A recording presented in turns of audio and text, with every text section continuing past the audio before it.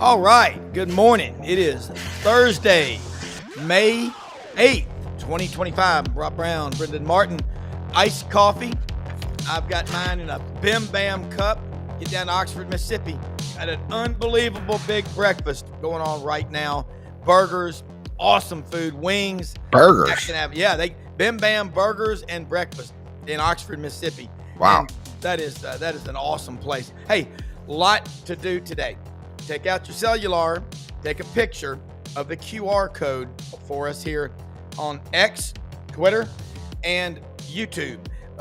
Brendan, tell you about the channel. It is becoming the channel, the SEC Sidelines Sports Network. It is growing, top-notch content by the best in the business. Best in the business. Yeah, we don't hold back. We don't know what we're doing, but we're getting all the band back together. Tons of podcasts and things that we're talking about. All you got to do is click on the QR code down there. Follow us on YouTube. You'll get a notification when we're live. But you can go out, watch it later, listen to it later, however you want. It'll be on X. It'll be on Facebook at Sidelines. There's all sorts of ways for you guys to get involved and listen to the best content. All you got to do is a one-stop shop. You don't have to go anywhere else. You get it all right here, all day long. 2, 3, sometimes 4 shows a day. All live content too. And if there's breaking circumstances, Brendan alerts us. Alert. I never leave the studio. I stay here all day. He's like a bat. I mean, this is unbelievable. Bat. 7 monitors going. And look, thank you, everybody. Type in your questions and comments. We love those. I promise you we'll do our best to address them, to answer them, shed light on them. We've got a great one today. Coach Matt Dean at Rhodes College in Memphis, John Hartwell, AD at ULM, and Gary Harris in Tuscaloosa will join us in the second half of the hour. It's a full 60 minutes, pal. We want to leave you always wanting more. And again, stayed up last night, guys, till about 1 something over here. Came over to the farm. MJ is cooking for a couple of hundred people. Big barn conference downtown Memphis on Front Street with Felicia Suzanne, one of the best chefs on the planet. So I'm watching him cooking all the brisket and the shoulders, and it's interesting.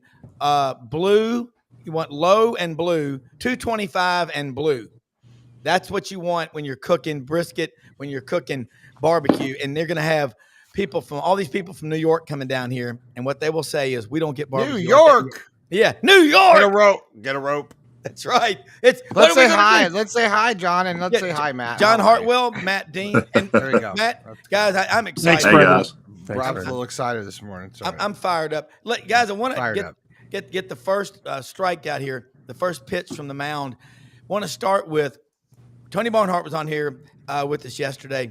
Great conversation. Again, the game is just getting better and better. There's some stuff going on off the field. And I'll start with you, John, and then Matt.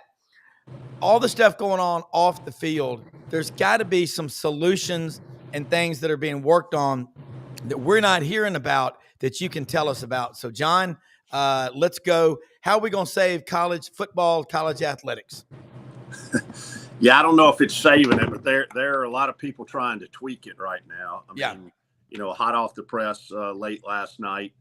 It looks like the first 2 folks appointed to this special collegiate sports commission that President Trump is doing are none other than 2 guys who used to be opponents, Tommy Tuberville and Nick Saban, which has some irony in it, in and of itself. But I will say this, I think that's part of what has happened in the past is we've had folks who, for lack of a better term, were not practitioners trying to make decisions that impact what happens in college athletics. And so I'm hoping that there's some progress there.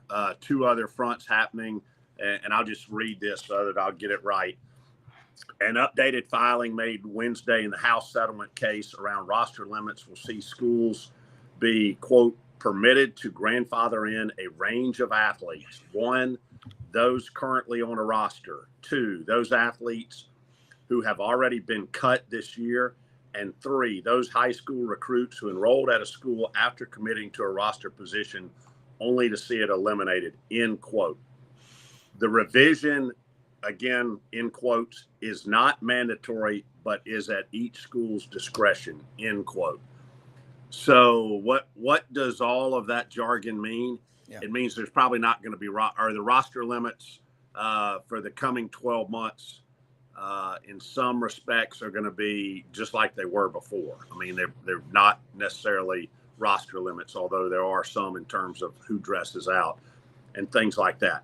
Now, if that is what the final resolution is, it'll be interesting. But again, when you've got, and this is not just Group of 5 schools, this is Power 4 schools too, because you have some Power 4 schools who have committed, the roughly $21 million in revenue share, who have had to cut in other places just to be able to financially make that happen. Now, there are 35 or 40 schools who that really doesn't apply to, but the other 25, it does apply to. So it's going to be interesting because some people are just going to be able to bankroll this and put those folks on scholarship, but others may have to just stick to the plan prior to these updated amendments to the House settlement. Well, Claudia Wilkin, again, the eyes of the sports world are on her. Coach Matt Dean, kind of take on what John just said. It's new stuff. Well, and I'll also add, guys, it's good to be on the round table here. Athletes are wanting to stay longer because they're getting paid. Yeah. And Gary Harris has been on here the last 2 times with us and really attacked it well about the length of eligibility and what's going on with some of these extensions and appeals.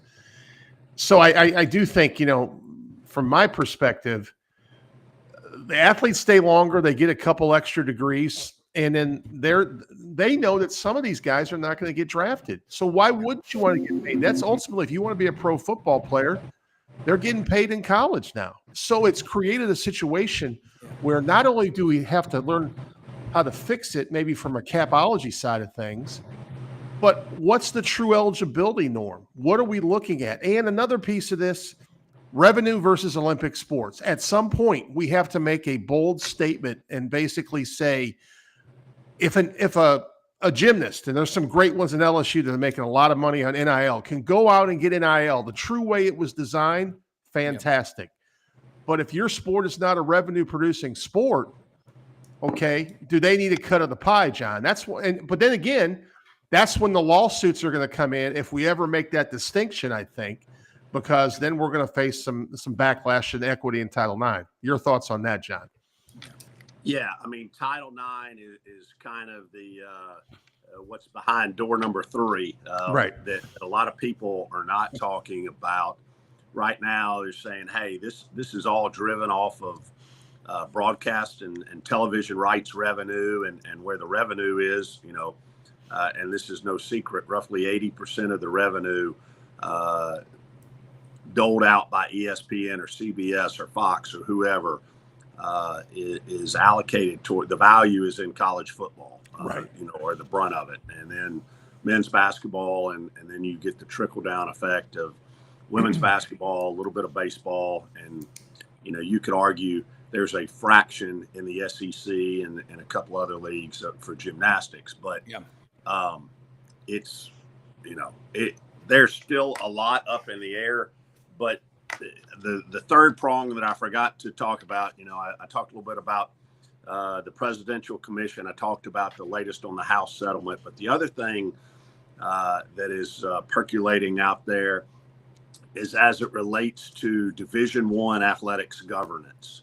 And there is somewhat of a power play to make the Power 4 leagues even more powerful in terms of future governance as it relates to the NCAA. And that's not all bad. From somebody at the Group of 5 level, that's not all bad. It's probably going to eliminate some of the bureaucracy, but it is going back to the version B of the golden rule, those who have the gold rule. So stay tuned on that as well. But there's so many offshoots. I see one of the questions from Rob Anderson, John, will any of these rules apply in Louisiana? Asking for a friend. Here's the thing that's going on in our state right now. A couple of pieces of legislation. Let me just give 3 real quick. that are going on. One, there's a battle back and forth about the taxability of NIL to student athletes. I know in the state of Arkansas, it just passed where NIL funds or revenue is not taxable in the state. I know that's reaching a little or having a little more opposition in the state of Louisiana. And one of the biggest arguments is, well, if a 20-year-old who's on a scholarship, who's getting everything paid for and is getting $200,000, why wouldn't that be taxable? And, Jane Doe, from Mandeville, who's a school teacher and has 3 kids and is making $45,000 as a school teacher, why would we tax that and not tax that? So that's one thing. We've got some sports wagering dollars on the tax on sports wagering coming in. That's going to be a huge thing. But the other thing that's going on right now, and this is not an inconsequential byproduct, you've got a lawsuit right now, or excuse me, not lawsuit, legislation, a Senate bill out there that says, hey, no more than 25% of athletic scholarships at any state institution in Louisiana can go to international student athletes. Now, you may say, well, gosh, there aren't 25% of your student athletes who are international. Yeah. Think again. Some places where you've got an entire men's and women's tennis team, golf teams, soccer, track and field, that becomes an issue some places. So there are so many moving parts right now. Well, I mean, that is a great point because the number of international students, what do you have, 582,000 NCAA student athletes, D1, 2, and 3? That's a lot of people. I think the Marine Corps total is 172,000. That's not counting reserves. There's a lot of people that are student athletes, and they're out there. They're coming out into the real world. I want to show y'all. I'm looking here at what we're seeing in college football.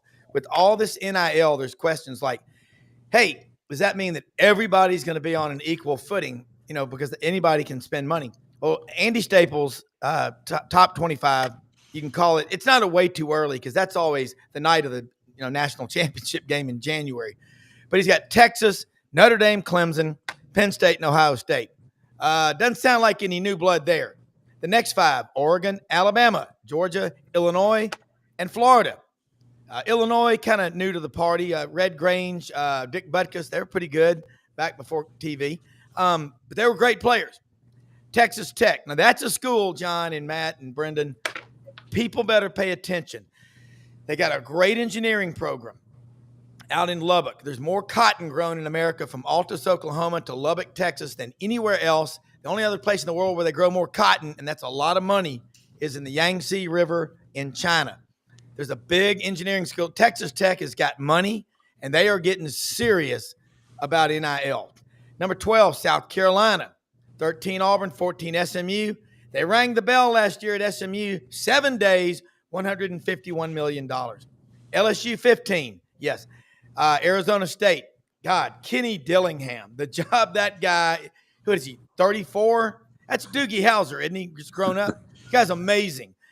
Michigan, for the second straight year, their coach will be suspended for a game or two. Brigham Young.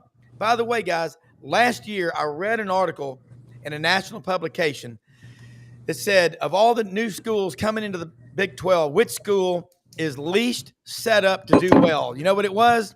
Brigham Young. Well, having sat behind a good Mormon who played his football at Alabama and was asked when he didn't sign with Brigham Young, why didn't you go to the mothership? There are about 16 million Mormons in the world, okay? Dr. Pepper can give you those stats, but they will give their last drop of blood to support the Cougars, okay? And mountain bike sales in that area are brisk, okay? Because everybody's got to ride one for 2 years on their Mormon mission.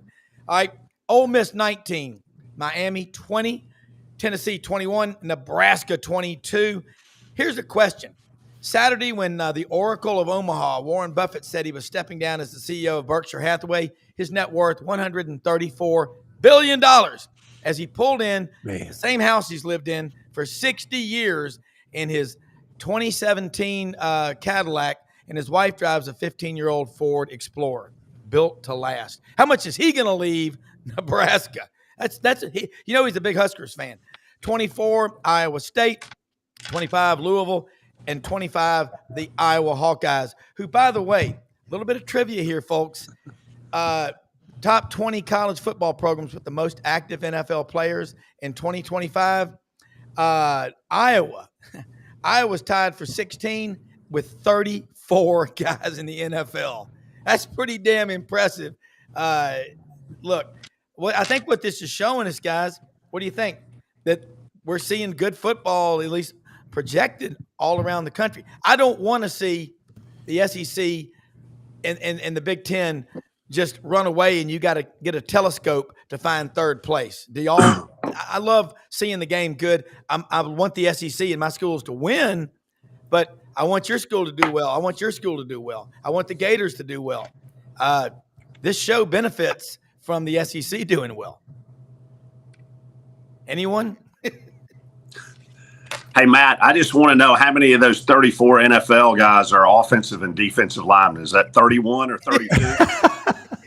John, probably a high percentage, but you'd be surprised, John. There's some defensive backs out there. Phil Parker, the defensive coordinator at Iowa, is a long-time successful defensive coordinator, and he played the defensive back at Michigan State. And, there's a ton of guys in the NFL on the defensive side from Iowa. But you're right, John. The majority of them are on the line of scrimmage. And Tristan Wirfs from the Tampa Bay Buccaneers is now I think one of the highest paid tackles in the league. Tyler Linderbaum, the center from the Baltimore Ravens, is another example. So people don't realize George Kittle, University of Iowa. Okay. I think he was a 4th round draft choice. So one of the things that's interesting about that list you just talked about, Rob, it just shows you how times change and how some things always stay the same. When I was growing up, Nebraska back in the 80s and early 90s was like the gold standard in the Midwest. Yeah. And then now you got them at I think 22. And they've made some strides. Matt Rule is moving the needle, but they're still nowhere near the elite and probably the playoff status. Another thing I'd just like to bring up, I know we're always talking about fixing this. So some of these people, you look at Texas Tech, they've got it figured out a little bit, and they're gonna hit gold here pretty soon because they've done really well on the men's basketball side. Yeah. And honestly, on the football side, I think they're pretty close. Over a course of 4-year cycle, when you start getting a money infusion and you start getting some people on both lines of the scrimmage and that quarterback, part of the reason Iowa's in the top 25, people think they have a quarterback finally. I'll be honest with you. So Mark Gronowski, who transferred from FCS school, South Dakota State, I believe. Yeah. He's going to be their starter, they think. They also got Hank Brown, I think that was at Auburn, Rob, transferred to Iowa. And then also a Wake Forest quarterback. So Iowa is in their collective trying to spend money at a position that historically the last 10 years has not been great for them. Well, I mean, Hank Brown's a pretty good player from David Lipscomb, and I know Trent Dilfer coached him. Trent's pretty good coaching quarterbacks and not so good. Better that than head coach, right? Yeah, better that than as a head coach. I tell you what, man, I mean, he and Mildred ought to get together. Hey, listen, no dice thrown there, no shade thrown, but I'm just saying. No. But it just hadn't worked out really. But John, I got to ask you, okay, at ULM, if I'm an athletic director at ULM having to deal with NIL from Power 4 schools or whatever, I'm going to start looking at AA, AAA baseball, the farm systems. You look at farm systems of the Cardinals or the Yankees or the Braves. How are they successful year after year in drawing big crowds and getting players? If you are seen as a place to go and play for a year, 2-3 years, and you're going to get either paid more to stay, they're going to get you, you can really use that to your advantage. That's why at the same time, this is a diametrically opposing argument. I would be the first one to say I don't like that because I don't want the group of 5 to be viewed as a farm system for the Power 4 and the Power 2. So we gotta work this out. I mean, I'll give you a perfect example. We've had a couple of men's basketball recruits on campus this week, a couple of really highly touted high school kids who, have been led along by some Power Four and some high level basketball teams. Yeah. But and this is happening all over the country. They've been strung along because a lot of these schools, they would rather invest in a proven transfer who has played at a high level before than the unknown of a high school kid. And so we've been fortunate enough with Phil Cunningham, our head coach, and his ties to have a couple of these kids on campus this week. And this this is not old school by any means, but this is, adapt or die. Yeah. And kind of our message is, hey, look at what happened to Ahmad Hardy, our running back. You could go to the SEC, you could go to the Big 12, but the likelihood is you are a 3-star, maybe a 4-star in some areas. The likelihood of you stepping in and playing significant minutes as a freshman is not very high. You're going to cut your teeth on the practice squad. Yeah. Would you rather have the opportunity to put up stats in the Sun Belt where you could probably come in and play significant minutes and probably start, and then be able to parlay that into, a Power 4 opportunity or a high level opportunity in another year or two? And I know there's probably some listeners out there and say, why in the hell would you do that? Well, we would do that because it gives us the best opportunity to compete this next year and hopefully for a couple of years with those kids, and utilizing that. And we have a track record, albeit in football, not men's basketball. But if people at our level don't do that, you're going to have trouble competing. And so we're looking at guys being able to go up. And then we've also got to be able to look at guys, that may have started out at that high level and for whatever reason they didn't get to play, and a bounce back opportunity to prove themselves. Yeah. And you look, the talent, the future leaders of the Power Four and SEC and Big Ten, they're all out there, D3, D2, D1. Where did Commissioner Greg Sankey of the SEC Gulf South Conference was commissioner? I remember when Mike Slive, I have a friend in coaching who had to work with Mike Slive on a case. Mike Slive was an attorney, very successful in Chicago. And I remember when Mike Slive was the commissioner of Conference USA, and he would come down to Memphis, speak to the quarterback club. He was an unassuming, quiet, just very smart. When he spoke, you were like, holy shnikes, this guy really gets it. So there are smart people everywhere. John, you're at a group of 5 school. You're very smart, very cerebral. You get this stuff.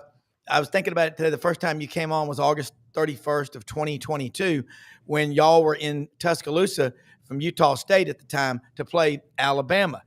You're up there in the press box at the ULM at Texas game in Austin. Athletic director Chris Del Conte, one of the best known in America, comes up to you and says, I see you're working your magic again at ULM.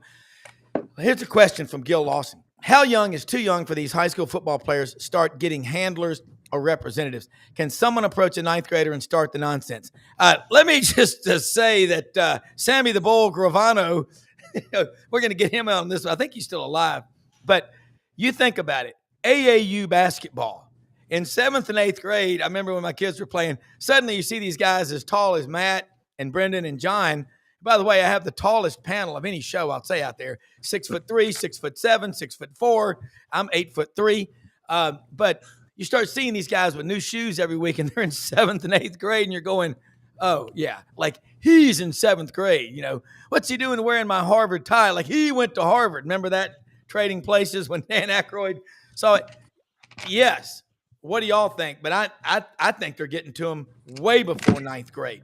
Agree? Yeah, I think in some cases they are. Let me answer it as a parent first. I'd say, man, it's for your kid to be the optimum. If you want them to be a star, it's got to be for the fun of the game. They got to love what they're doing, and so it makes me cringe when I think about a handler for a 7th and 8th grader, but I know that it happens out there periodically. But again, we are not talking about the masses. We are talking about, just a few. But here's the problem. The handlers and representatives for these kids there is no regulation on them. And we've talked about this before. Anybody can call themselves an agent. Yeah. Unlike, registered sports agents for coaches or professional players, there are no education requirements. There are no certification requirements. So you really got to be careful what they're doing, and don't ever kid yourself for a second that the vast majority, I won't say all of them, but the vast majority of these handlers or agents are in it for personal fulfillment. They're not in it for the good of the kid. Yeah. Well, we all remember the movie Live and Let Die with James Bond. Remember at the end of the movie when he wrecked the boat in the swamp and Sheriff JW came up there and James Bond was there and they said, "Now, JW, calm down now. He's a secret agent." And he goes, "On whose side?" Where did you pull that from? What drugs did you do today? Because you do an evening show and you are much different, much more like mellow. Bim Bam burgers and breakfast. What is in the coffee? Because I want to sell it. I don't know, but Matt. Wow. I got it off track. So here's something. Where are you?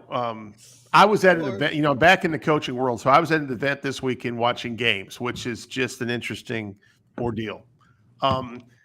So everyone has a circle, right? And what John kind of alluded to, parenting still matters. The majority of these young men and women have the support group of their families that kind of avoid these situations. But there's just going to be always a special kid out there that someone sees and a situation where they may not have that family circle and they promise them stuff and it's going to happen. The regulations, like John said, there's not really a lot until you get to the higher level you can do about some of this stuff. But it's funny because when I was going between courts on Saturday and Friday, you just see the theatrics out there sometimes in the hallway with the parent and club coach dynamic, especially in the sport of basketball. There's nothing like basketball. And I'm back in the game. I'm excited to be back in the game, but that's the part of it that's really tricky because when you're vetting a player from a recruiting standpoint, and John, I thought about you guys for this because, one of my models as a basketball coach was I know I'm not going to get blue chips. I'm a non-scholarship, academic, highly selective, liberal arts, expensive school, right? So a lot of factors have to come in play before you come play for me. And first of all, I always have to sell education first, which is a beautiful thing for me for 34 years. Yeah. But I will tell you, like one of the niches I had is when I was recruiting young ladies that wanted to go pre-med, they were looking at smaller Division I schools, and I knew our placement rates for med schools were in the high 90s. Yeah. Aha, that's my sell. So I can get a player that's above our level because we are very superior from a certain niche academically. So that being said, sometimes I'm not going to get in that group maybe a shooter. So I have to be able to coach with those 2- and 3-star players in a system that's beneficial. And we always believed in the model that turnovers matter. 1 year, my teams led the nation in fewest turnovers a game. If you get 8 to 10 more possessions than someone, you don't have to shoot the ball as well to win basketball games. So there are ways to do it at every level. I think John just made a great hire on his men's basketball staff. So, but coaching matters, guys. And, it'd be nice to have Ohio State's budget in NIL, but I don't. So that's just the way it is. And life's not fair. Well, I wanted to ask both you, Matt and John, this question. Over all these years, we've always heard of making grades, getting to class. That's sort of, that conversation has seemed to, gone away with NIL, transfer portal. It seems like we had this conversation last week about, academia could step up here and seemingly say, we got to make sure these kids pass their classes. We got to make sure these kids are going to school. It's not just online, and they're not just dialing in. It's like, it feels like to me, because over the years, I grew up in Colorado, where Boulder was very, post McCartney era, was very vocal about how they were not a school about about athletics, and they were more about education and all that stuff. This is all before Prime got there, but it just seems like those voices are not around as much. Am I crazy? No, you're right. That's great. A great segue there, Brendan, because I was trying to look back at the actual data. I'll just kind of summarize this. So the APR results, the official APR results for last year, for the 23-24 year, just came out. Academic progress report. And there's been a lot of talk and concern about, and that's really calculated on a 4-year moving average. And I won't go too deep into it, but it deals with both eligibility of student athletes and retention of student athletes. Yeah. And, if they leave your place, are they leaving eligible? Yeah. And actually those numbers have, with the data released yesterday, and again, it's last year's numbers, show that it has remained pretty steady. Actually, in a couple of sports, I think football across all of Division I, it actually maybe went up a point. So, what the background of that is and how that happened, I'm not sure, because a lot of us thought you would start to see a dip, and maybe it's going to take another year, because again, it's a 4-year average. Yeah. But the results that came out yesterday were a little surprising that they remained steady. All right, let me do this. Let me say something real quick about Winter Timber Outdoors. Gary Harris is going to jump in this conversation from Tuscaloosa. Winter Timber, folks, are located in Athens, Alabama. That's right up on the top of the state, right between Florence and Huntsville. They're open every day of the week. They're going to grow in the footprint that is the SEC. I tell you about them every day because they're really good. All your outdoor sports, your hunting, your fishing, they got everything you need. The St. Nick's knives, their firearms. They've got qualified employees that really know what they're doing. They won't sell you something to just sell you something. They'll sell you what fits right. Turkey season's about to wrap up. Turkey season, you got to have decoys. You got to have calls. Got to have snake boots. Got to get out there to the beach. Get out there to the lake, to the river. All the Yeti coolers, everything imaginable. Sitka gear, duck camp, Dixie decoys, shoes, boots, polos, Auburn, Alabama, Tennessee. That's there in the Tennessee Valley, man. Those are the big three up there. They got it all. And it's never too early to start getting ready for deer season with your food plots and your corn. And I'll say this about recruiting too. Wouldn't it make sense how many times have we seen a linebacker who led his team or led the state in tackles, and he goes to college and he's not as good as we thought he was? Well, I would be taking a hard look at that nose tackle or that defensive tackle in front of him who's feeding him all those tackles, and maybe take both of them. That's something that you learn about when you look at linebackers and stats. Gary, you're on this Thursday morning panel. As always, thank you for joining us. Sports Director, WVUA, Channel 23 in Tuscaloosa. Also does a great show right after this, Tide 100.9 in Tuscaloosa, and Tider Insider TV. Catch it Tuesday nights at 6:30 with our good friend Rodney Orr of Tider Insider. And having a discussion on college sports, looked at the top 25, Gary, from all over the country. There's a lot of teams on there right now, but a lot of familiar names as well. So what's happening at Alabama, and any breaking stories that we're not talking about? Tell us all. Well, I mean, the big story that broke last night is that, Nick Saban, reportedly, according to The Athletic, being asked to be the, co-chairman of this, committee, presidential committee to look into NIL and all the things going on in college athletics. Exactly what that is going to be, we don't really know at this point, but it's certainly interesting. I mean, if, we've talked about a commissioner for college sports or college football. Who knows? Maybe this is a step in that direction for Nick Saban. I can't imagine that he would ever do anything like that full time. But as I said, I don't really know much about it right now, other than what I read. I read the story on The Athletic, which just basically said that he's going to be in that role along with, I think, a businessman who's a booster for Texas Tech. Maybe you guys might have already talked about that. But so that's, that broke last night. As far as sports here, it's the spring season. Softball got knocked out of the SEC tournament last night by South Carolina, so they'll wait till Sunday to see if they host a regional or if they have to travel. Certainly, if they're top 16 seed, hosting's big for them. I think the fact that they average so many fans, over 3,000 a game, could factor into that, even though, the record maybe isn't as great as they would like it to be. Baseball hosts Georgia this weekend, the next to last SEC series. They're trying to get in position to host the regional as well. Certainly that loss last Sunday night in Nashville to Vanderbilt was a heartbreaker. You're up 7-2 with 2 outs to go in the 8th inning, and you wind up losing, which sounds like an NBA playoff game, letting it get away. But and then outside of that, football is if there is a down period, Coach DeBoer was in Mobile earlier this week for the Senior Bowl Hall of Fame and golf tournament. He spoke to the Hoover Mayor's prayer breakfast earlier this week, so we've heard from him a couple times. He seems like he's in a good place, feels good about the roster. They retained so many of their players, which either tells you that either that's a good thing because they move in their players and the players are bought in, or if you get into the season and you're losing games, people will say, well, why didn't you hit the spring portal more? So, but right now, all's running pretty smooth.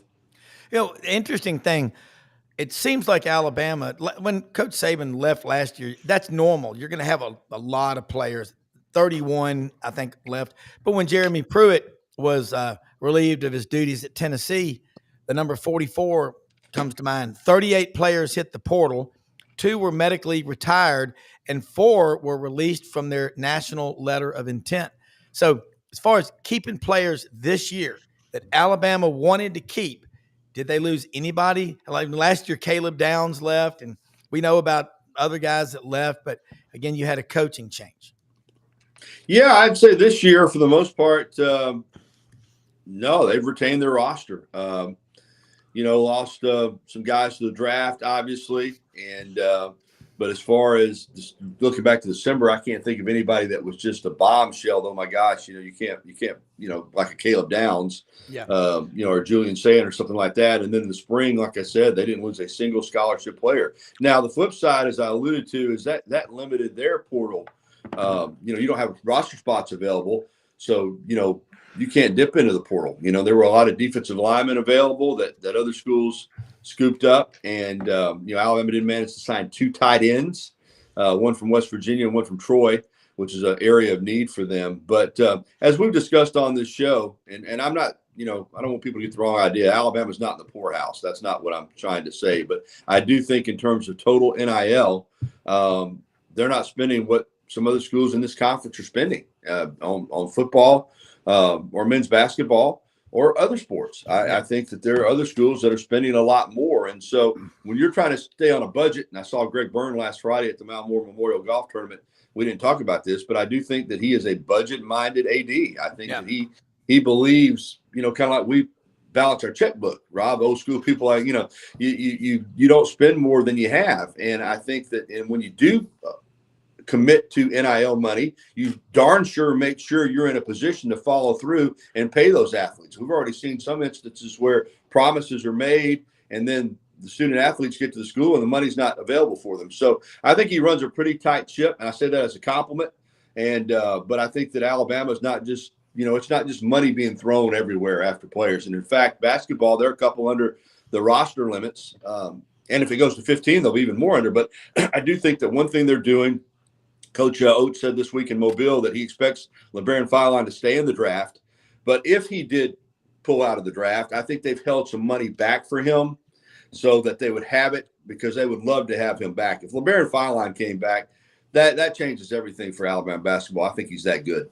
Here's what I wonder, and everybody on this panel can lend weight to this. How many schools are taking their alumni and supporters that are highly successful men and women in the business world and having them maybe these student athletes spend a weekend when they're 18 or 19 at their lake house or down on 30A and say, you know, son, I was in college. I was setting up bowling pins at the bowling alley and doing an Uber driver at Archibald's Barbecue in Tuscaloosa. And I was cleaning the bathrooms at, the Rib Shack and say, but I stuck it out and I graduated and I had to pay back student loans. And now I've got a business worth $500 million. Now you can leave for $500,000 and go to that other school, but you better pray to God that it works out, because you can never come back home to the state of Alabama and be part of this network like the Bryant Scholars. You know what that is? That's real NIL. So I'm just curious. I mean, Matt, you talked about in Memphis. I'll never forget when we did a project, public finance for your refectory and the new cafeteria. It's a $32 million bond deal back in 2011 in March. We went and met with your controller, Boone, your chancellor Trout, your president. And man, I mean, they knew where every penny was going, but they had 38 students at Rhodes apply to medical school that year. You know how many of them got accepted? 38. There's guys in Tuscaloosa, and you know who I'm talking about, Gary. I'd be sitting them down with those guys and saying, hey, you stay here. I know who you are. I know where you are. Just give me your cell phone number and we'll build a relationship.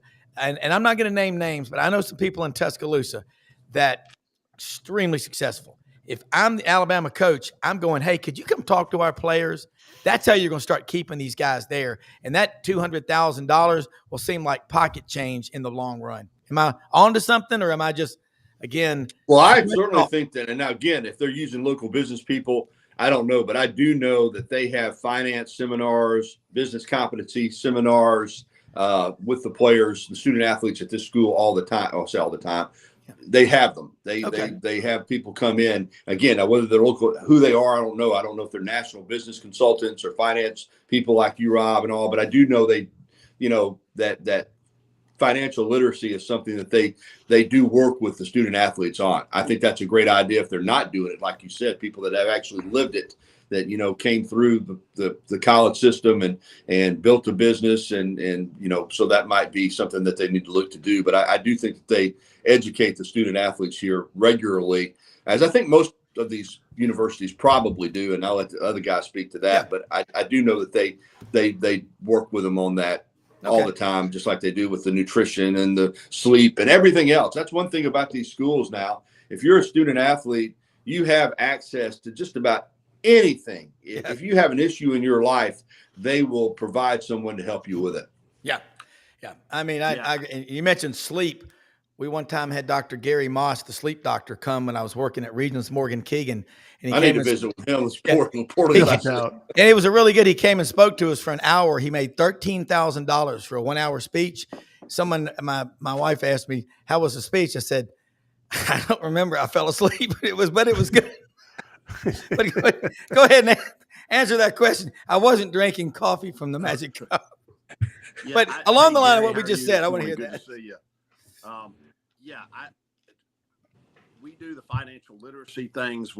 All of those things. I think most folks are doing that to some degree. The challenge, and I think conceptually, Rob, what you say is good, and we've done that as well to match up some of our student athletes with some successful business folks, many of whom were former student athletes. Yeah. But giving them access and having them attend events like that versus them really soaking it in, especially when you're looking at your higher dollar kids, because, all of us were 18 at one time. All of us, if you were a successful high school athlete and went on to college, we all thought we were going pro. And so at 18, 19 years old, and that was when, if you were fortunate, you just had a scholarship. Today's world, you have a scholarship and you may have $300,000, $400,000, $500,000 in a bank account. So getting a lot of and I'm not saying all of them, but getting those young men and women who have that kind of money in NIL to give them a dose of reality that they will comprehend and act upon. is a challenge, but we continue to try to do that. And we've got to do that. Yeah. Matt? Yeah, at our level, we do a lot of guest coach things. So what we'll do in a weekend is we may bring back, if we have a big football game, a successful alum that will go to practice on Friday on the walkthrough, maybe be a part of pregame speech, talk to the team afterwards, and it really resonates. And on the basketball side, I would do that as well with some of my successful alumni. A lot of times we did it around a homecoming activity, right? Sometimes it was a Hall of Fame situation. If one of my former players was getting inducted, we were going to bring them back for practice, and they can talk about their experience. And at Rhodes, it's unique because, we have some really successful alumni in terms of what they're doing now, as you know, Rob, because you get the Memphis area thing. I also want to say one thing about this whole conversation. You mentioned Caleb Downs. Boy, I'm going to tell you this. I can't prove this 100%, but boy, Caleb Downs made Ryan Day a better football coach. And I'm going to tell you something. So did the running back Judkins from Ole Miss. Yeah. And people with resources that match up with really good coaching acumen, and I think one of the best things Ohio State did recently, though he's no longer there, that Chip Kelly helped Ryan Day. There's a mentorship there. Ryan Day played for Chip Kelly back in the day.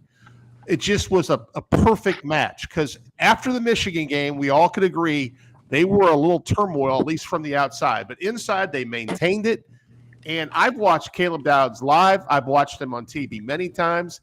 He's going to be a top, 3 or 5 draft choice whenever he comes out. He's that good. And I just wonder, Gary, if I were a Bama fan, and I'm sure we all know everybody has resources, but my gosh, you give someone like Nick Saban those type of resources, and honestly, Nick did a lot of this before the NIL era, okay?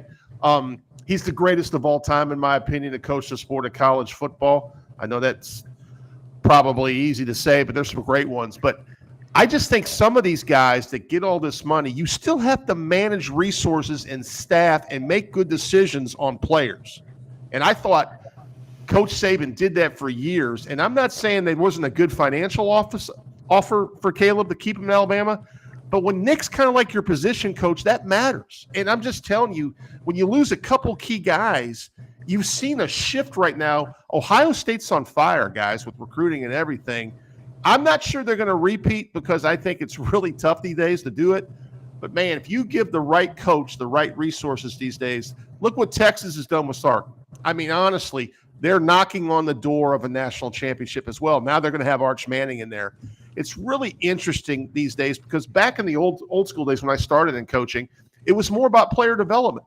Well, now you got the equivalent of NFL free agency every year in the college level. And if I see you, Rob, and you're talented, and I watch you on tape, my job is, well, let me see if I can get Rob in the portal. And that's the way it is, guys. Yeah. And like Gary says, all this eligibility craziness, that's the first piece I would try to fix. Okay, maybe we up it from 4 to 5, but you're getting no more than 5. And we'll make sure you get a graduate degree, too, if you do your part. I mean, we got to figure this stuff out because these 6, 7, 8-year deals, guys, that's not college athletics. Yeah. One word on Caleb Downs, or a couple of words, I agree with Matt wholeheartedly. And it's just like in the recruiting process, before we had NIL and portal, if you get a guy, not only is he playing for you, he's not playing for somebody else that you play against. It's a double whammy. And the portal now provides that. Not only did Alabama lose Caleb Downs, but they lost him to Ohio State, and there's no doubt in my mind what Matt said is the truth. He and others that they've been able to go in the portal and get as good as they recruit, but still they complemented that roster in the portal. And if Alabama has Caleb Downs last year, maybe they win another game or two, and they're in the playoff. He's that good. I think he's the best football player in the country. I think he's a Heisman Trophy candidate. I watched him up close here, and you're right. He came to Alabama because of Nick Saban specifically. I mean, there was a feeling for a long time he would go to Georgia, but he wanted to play for Nick Saban. So that when Nick Saban left, regardless of what Alabama tried to do, they wanted to move on. But he is a phenomenal football player. And I agree, too, on what Ohio State's doing with the way they recruit and now with the way they're using the portal and they're able to dip into the SEC and get some of the best players in the SEC, they're going to be hard to handle. Blind Squirrel Sports. I'm going to say he's from Buena Vista, Georgia. That's not too far from Columbus. Gary, we saw your Crimson Tide defeat my Dogs yet again last year, and which was one of the most exciting games if you're just Floyd R. Turbo American living out in Kansas somewhere. You don't care, but it was pretty wild.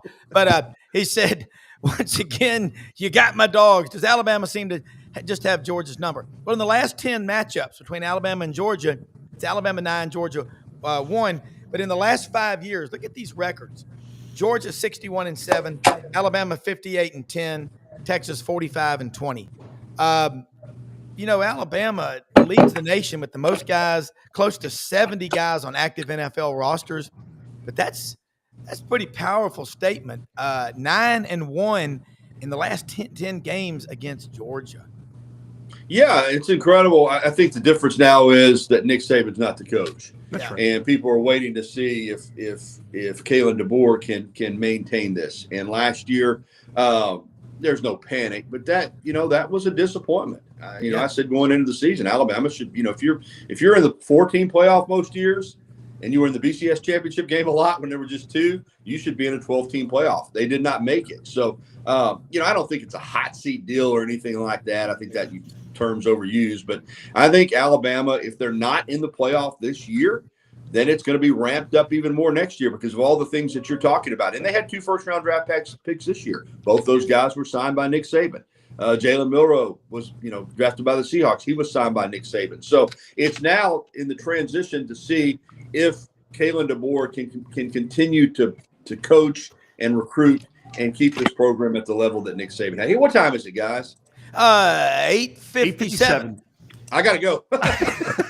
Thank you, Gary. All right, bye. Hey, thanks, y'all. I'm going to throw a hypothetical out here at y'all. The way we talk about the hot seat and the portal with all the coaches and the athletes. How about if it's your company, they put the monthly sales production, like the top, you have 40 guys on the sales staff, and they put it out there and they rank it like, you're number 28. Hey, Matt, you're on the hot seat. You going to enter the job portal? I mean, think about it. If we were all which we are, we all know we are, or we do it to ourselves. Everybody is potentially on the hot seat. But I think Matt, you're right, matching up the resources. And John, brilliant point. I'm just going to say, if I'm the athletic director of you pick the school, I'm going to come out and say, hey, what would really help us with NIL is, and y'all know how to get a hold of me. Here's my email. I'm the athletic director, wherever.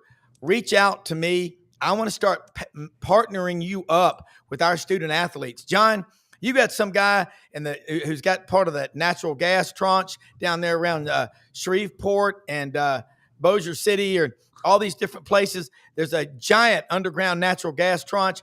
You get some petroleum engineer. You get a student athlete who's majoring in engineering or just general business. Basically, most people don't really use their majors for their job. Start pairing up your supporters and boosters with your student athletes. I think they'll start going, wait a minute. So I can come out here. You're going to let me come out here to your lake house for a week with my family. Start doing stuff like that, man. And in Memphis, trust me, that Rhodes group of ring knockers is a powerful group of people. And I mean, Georgia, Alabama, Ole Miss in the securities business in Memphis. If you're in the bond business, financial services, good grief. They got the number 3 ranked accounting school in the country. You look at Georgia, look at Florida. That's what I tell people about the Gators. That's becoming a public ivy. Okay? They need to start letting more in-state residents into the University of Florida. But I'm telling you, you heard President Trump's speech at Alabama the other day. He said the next generation of leaders in this country, they're not all going to come from Harvard and Yale and Princeton. They're going to come from Alabama and schools in the South and all around the country. Man, if I'm the athletic director, I'm calling up my people and saying, help me, rather than just giving them a check, which is short-term. Brick and mortar and relationships last forever. Real quick comments, and I'll let y'all go. Yeah, they do, Rob. But again, I think that's common sense, and I think that's what the 3 of us would do, and we would steer our kids to do. I forgot. but a wad of money, especially to a kid or a family who has not had it, $200,000, $300,000 seems like millions, and it's all about the perspective. But we've got to continue to educate our kids. NIL is not going away. Yeah, I am hopeful that there's some type of guardrails put up. Hey, let me go back to one other thing real quick, and I got to run, and I appreciate Gary for bringing this up. He talked a little bit about softball and Alabama softball. I would encourage folks, I know we talk mostly about football and men's basketball. Hey, if you hadn't been to a college softball game lately, go out and see it. There's a reason why softball is increasing in popularity. It's a pretty quick game. There's some great athletes. I was hoping Gary was still going to be on here. Our softball coach who just got named Softball Coach of the Year in the Sun Belt Conference, tied for third. Molly Finkner, she was actually a catcher at the University of Alabama for Coach Pat Murphy in, I think, 2012 and 13, and then was a graduate assistant there. Our team's actually playing today in the Sun Belt Tourney down in T-Roy, Alabama, playing this evening. So, again, a plug there for softball that we don't talk about a whole lot, but great athletes and fast-paced action. Well, let me tell you what. Tuesday night, I get to be on the Lowdown with Lauren Meadows on this channel. Had the mother of one of the Florida softball players on, Kendra Falby. What an impressive lady, the mom. You can see why her daughter, who's a senior at Florida, that was so special to get to talk to her. And I told her, you've done a phenomenal job as a parent, because look at her daughter. And she goes, and Lauren asked, did y'all grow up Gators? And she goes, no. She goes, my husband and I are Seminoles, but they're Gators now. But they talked about the parents' involvement, and that was really cool. I know, John, you got to go, but ULM, Warhawks, go Warhawks. Love having, this is great insight. And anyway, look forward to having you next week. Let them know how they can follow you, and we'll wrap up. Yeah, anything and everything. ULM Sports is ulmwarhawks.com.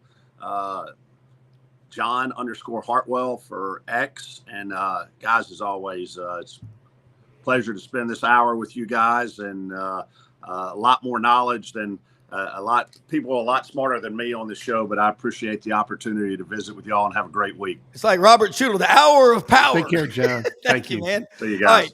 And Matt, look, unbelievable stuff. And let them know how they can follow you, and I'll let you go, and we'll do it again next week. At Dino Hoops 44 on X. And as always, if you go to www.rhodes.edu, you can go to our athletic website and follow the links. We just hosted a men's lacrosse NCAA playoff game yesterday. We won 18-13. So our team is traveling tomorrow to Boston to play the number 1 ranked Tufts University in men's lacrosse. So I just want to give that shout out to our men's lacrosse team. A great PR thing for Rhodes at the Memphis Zoo, which I'm a member of. They have a Caracal Lynx there in cat country. Y'all need to adopt him and say, this maintained by Rhodes College Lynx cat. Just planting a little seed there, okay? I'll get a memo out to the president. Thanks, Rob. Thank you so much. All right, let me say something about Landers Ford, people. Don Kitchens, the unbelievable Kent Ritchie, Brad Bellamy, the general manager, great staff committed to doing everything they can to help you get in a car, truck, or SUV, new or pre-owned. Huge lot, giant inventory. Poplar and Houston Levy, where Memphis and Collierville come together. Open every day of the week except Sunday, 7 a.m., 7 p.m. Again, you hear about tariffs and all this stuff on TV. They're going to work with you. They've got a job to put you behind the wheel with a payment that you can handle. Love these people. The experience out there, it's awesome. They have 85 people on the staff out there. Again, open 7 a.m., 7 p.m., and they've got the Ford Promise, the Power Promise. A couple of things. The 25 Expeditions are in, and they've got a big selection of the Broncos out there. If you're looking for a Raptor, call ahead, ask for Brad Bellamy, the Ford Raptors. Let them know that you're looking for a new car. You heard about it on Sidelines. They'll take off $500. Right down the street from Hewlett and Dunn Boot and Clothing Company, on the historic square in Collierville, Tennessee. We're going to have a little get-together tonight, 6 o'clock p.m. If you want to come by and talk some college football, hang out for a little while, and getting ready for the Touchdown Club May 19th. We've got the spring speaker series. We'll talk about that in the morning. But most often we see the face of Christ in the least among us. Mother Teresa's right. We can all do something. We don't all have to do everything. So go out and help people today, make a positive difference. For executive producer Brenda